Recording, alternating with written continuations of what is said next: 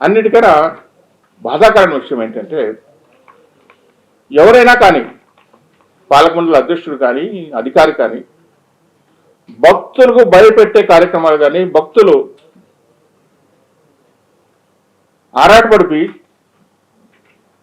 అంటే కొండకు రావాలంటే భయపెట్టే ప్రయత్నం ఎవరు చేయకూడదు. గతంలో కొండకు రావద్దండి నేను నమస్కరిస్తానని చెప్పిన ఒక అధ్యక్షుని గురించి కామెంట్ చేశాను. నువ్వెవడే రావద్దని చెప్పడానికి.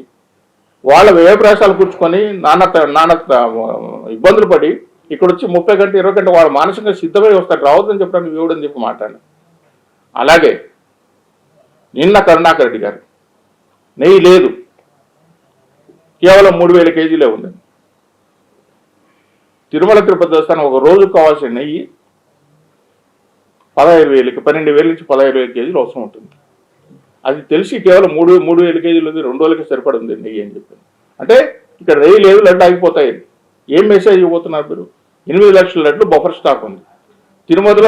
తిరుమలలో ఎట్టి పరిస్థితుల్లో కూడా టిన్స్ రూపంలో ఒక నెలకో 2 నెలలకు అవసరం పెట్టుకుంటారు. ఎలాంటి అవాంతరం వచ్చినా ఇప్పుడు వచ్చినా ఇది సంగతి నేను కొత్తగా కనిపెట్టిందేం కాదు. కరుణాకర్ కిలింగ్ అంతకంటే కాదు. ఆయన పాలకమండలి సభ్యుడు కొన్నాడు, అధ్యక్షుడు కొన్నాడు. నేను పాలకమండలి సభ్యుడు, నేను పర్చేస్ కమిటీ మెంబర్గా ఉన్నా. ఆల్టర్నేటివ్ సప్లై అనేది ప్రతి ఒక్కరు పెట్టుకుంటూనే ఉంటారు. దేవస్థానం ఇంకా ఎక్కువగా పెట్టుకుంటుంది. లడ్డు ఉండేదే కాదు, ఒక 15 రోజులు 20 రోజులు ట్యాంకర్ రాకపోయినా కావాల్సినంత సరుకు వాళ్ళ దగ్గర 2 నెలలకు కావాల్సిన స్టాక్ బఫర్ స్టాక్ పెట్టుకుంటారు వాళ్ళు మార్కెటింగ్లో. అందుకే ఆల్టర్నేటివ్ సప్లైస్ పెట్టావు. అప్పుడు గతంలో కేఎంఎఫ్ ఉన్నప్పుడు ఆల్టర్నేటివ్ పెట్టుకున్నారు. ఇప్పుడు కూడా ఇందాపూర్ బదులు ఇక్కడ బాలాజీ డైరీ కూడా ఆల్టర్నేటివ్ సప్లై పెట్టుకున్నారు. తిరుపతిలోనే బాలాజీ డైరీ ఉంది, వాళ్ళు కూడా టెండర్లో పార్టిసిపేట్ చేశారు. వాళ్ళ దగ్గర నుంచి కూడా తెచ్చుకుంటారు. వాస్తవాలు ఇవైతే నెయ్యి అయిపోయింది అని ఒక మాజీ చైర్మన్గా మాట్లాడితే ఏ మెసేజ్ ఇవ్వబోతున్నారు మీరు ప్రజలకి, భక్తులకి?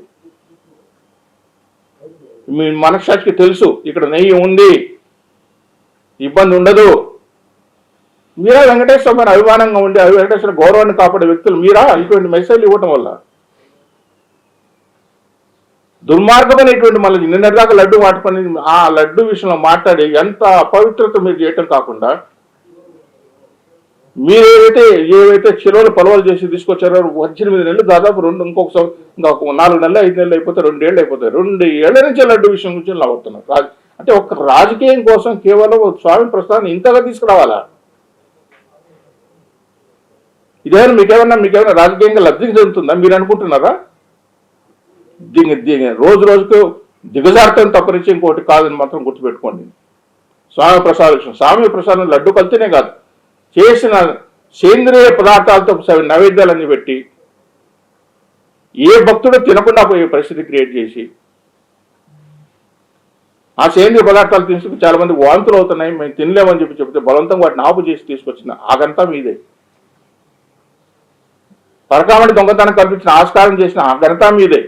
ఇవన్నీ నేను చెప్పేది కాదు, నేనేది రోజు నిరంతరం చెప్పేది కాదు. ఎన్ని కోర్టు చెప్పినాయి, దర్యాప్తు సంస్థలు చెప్పినాయి. అయినా మీకు సిగ్గు అనేది ఏమాత్రం లేదు, మాట్లాడుతూనే ఉంటారు. నిరంతరం ప్రెస్ మీట్